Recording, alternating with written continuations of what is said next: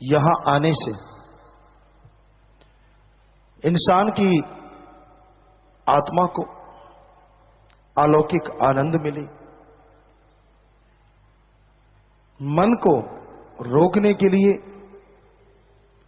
यहां से राम नाम का हथियार मिले। सत्संग में आने से इंसान के गम दुख दर्द चिंताएं मिट जाया करती हैं और आत्मिक शक्ति मिलनी शुरू हो जाती है। ज्यों ज्यों गम दुख दर्द चिंताएं खत्म होती हैं, त्यों त्यों मालिक से प्यार बढ़ता है, खुशियां बढ़ती हैं, इंसान बेफिक्र होकर बेगमपुर का बादशाह बन जाता है। गमगीन इंसान को कुछ भी अच्छा नहीं लगता। इंसान के दिलो दिमाग में जब कोई दुख हो या जब कोई गम हो तो दुनिया रुखी रुखी सुन्नी सुन्नी लगने लगती है। पर वही इंसान को जब अंदर से खुशी आ जाए तो पतझड़ भी बहार की तरह नजर आने लगती है। तो सत्संग एक ऐसी जगह होती है, यहां आने से इंसान के जो वह जिज्ञासा रखता है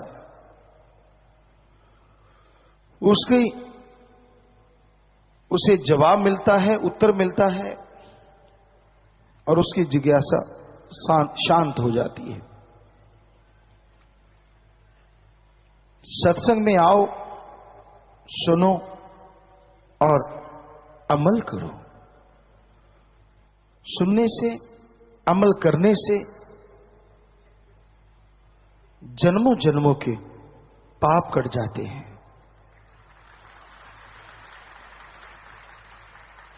इस जन्म में भी जो बुरे कर्म किए होते हैं उनसे मुक्ति मिलती है और जन्मों जन्मों के पहाड़ जैसे पाप कर्म कंकर में बदलते हैं। संग का रंग लाजमी चढ़ता है।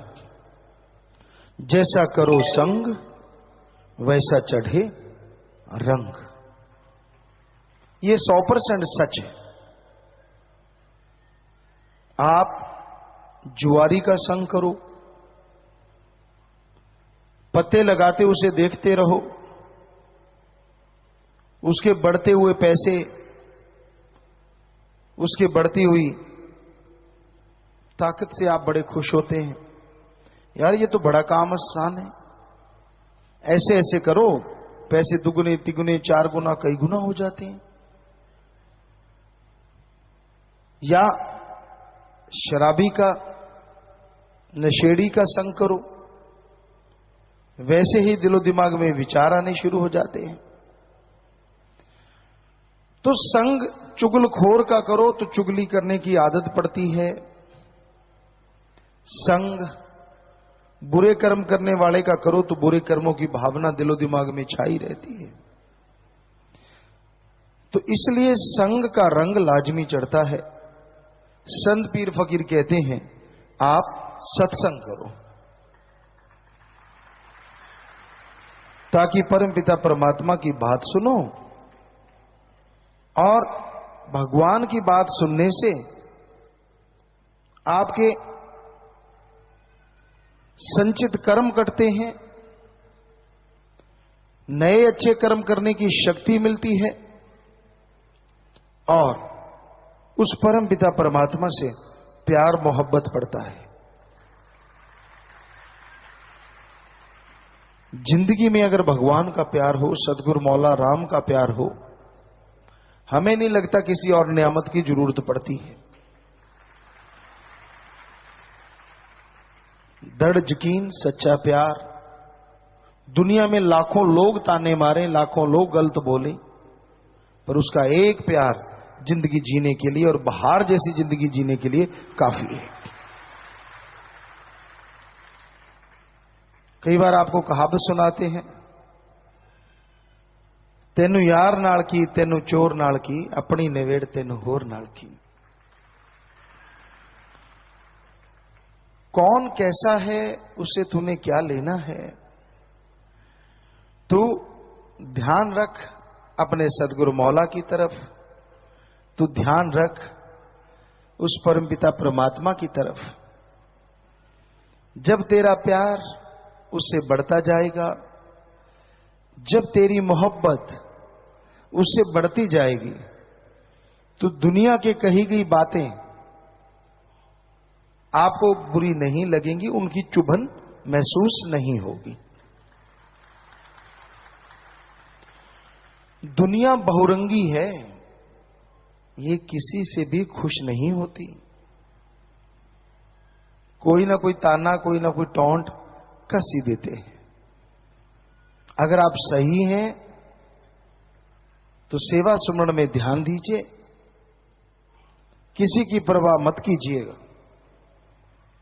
तो यकीनन आप खुशियां हासिल करेंगे और उनकी कही हुई बातें आपका कुछ नहीं बिगाड़ सकेंगी।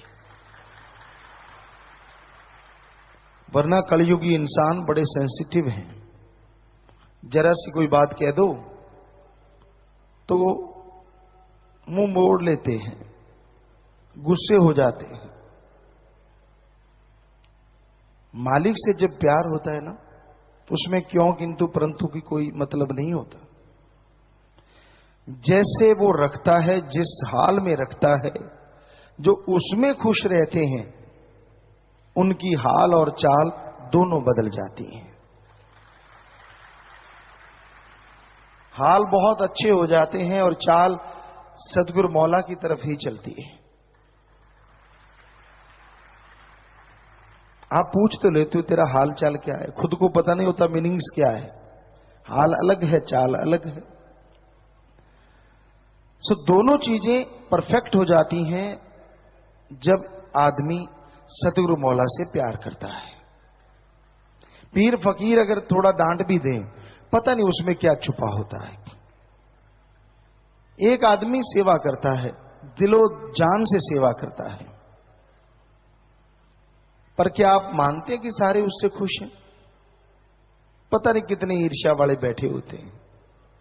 सतगुरु ने उसे दात भी देनी होती है, लेकिन ईर्ष्या वालों को भी शांत करना होता है, तो कई बार वो प्यार की बजाय डांट से ही दातें बख्श दिया करते हैं। पर रूहानियत कोई ऐसी समझ ले फिर तो बात ही क्या। अब अगर प्यार से बोलो तो बड़ा खुश, और डांट दिया तो पूछ टेढ़ी, फिर गड़बड़ हो जाती है। तो इंसान को हमेशा दिलो दिमाग में रखना चाहिए, पीर फकीर कभी किसी का बुरा सोच नहीं सकते, करना तो बहुत बहुत दूर की बात। और जो सेवा करते हैं उन्हें तो कभी कल्पना भी नहीं करनी चाहिए कि सदगुरु मौला उनका आकाज करेंगे या अल्लाह राम उनका आकाज करेंगे, क्योंकि वो तो बिना सेवा वाले, बिना नाम वालों का भी भला मांगते रहते हैं, और सेवा वालों को तो पता नहीं क्या क्या तोहफे बख्श दे। बस वचनों पे पक्के रहो, सेवा सिमरण करते रहो। ये हो नहीं सकता कि आपको खुशियां ना बढ़े, खुशियां बढ़ेंगी, पर वो कहते हैं ना, जिसे वो प्यार करता है उसे आजमाता है, और आजमाने के बहाने खजाने खुशियों के लुटाता है। पर जो अजमाने में ही खिसक जाए तो फिर सतगुरु क्या करे? ये होते हैं। सो ध्यान यही रहे कि सत्संग सुन के अल्लाह राम से लिब लगाए रखो, तो राम अजमाते अजमाते भी दया में रहमत से माला माल कर देंगे, अंदर बहार बहारें ला देंगे।